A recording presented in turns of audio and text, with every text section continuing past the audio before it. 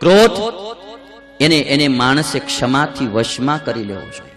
શુક્રાચાર્યની દીકરીને કે બેટા, જે ક્રોધને ક્ષમાથી વશ કરી લે છે ને એ આ દુનિયામાં શ્રેષ્ઠ છે.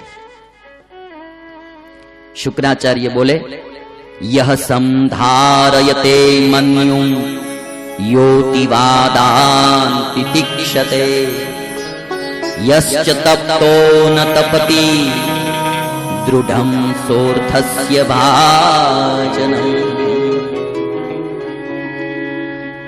મને તો આમાં શ્લોકો વાંચું ને મજા બહુ આવે. કેવા અદ્ભુત શ્લોકો, 4 પાદનો અનુષ્ટુપ શ્લોક, પણ કેટલું રહસ્ય આ શ્લોકમાં ભરી દીધું. યહ સંધારયતે મન્યુ, મન્યુ એટલે ક્રોધ, જે ક્રોધને પોતાના વશમાં રાખે છે. પોતે ક્રોધને વશ નથી થતો, ક્રોધને પોતાના વશમાં રાખે, ગુસ્સાને પોતાના વશમાં રાખે છે. યહ સંધારયતે મન્યુ યોતિવાદાન તિતિક્ષતે, જે કોઈ બોલેલા કડવા વેણોને સહન કરી લે છે.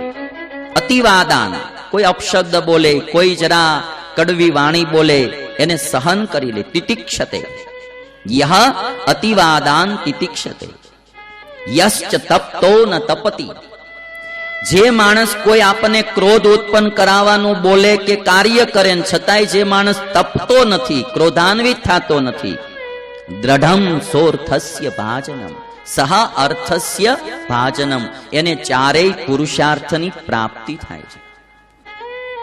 શુક્રાચાર્ય પોતાની દીકરીને આ વાત કરે છે.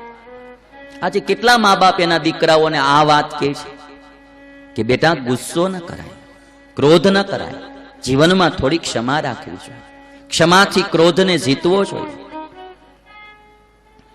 અને એક વાત શાસ્ત્ર કે ન માનવી એમે નહીં, હું કહું ને માનવી એમે નહીં, તમે બધા પ્રેક્ટિકલ અનુભવી લેજો. જેને બહુ ગુસ્સો આવતો હોય ને એના જીવનમાં શાંતિ ક્યારેય ન હોય.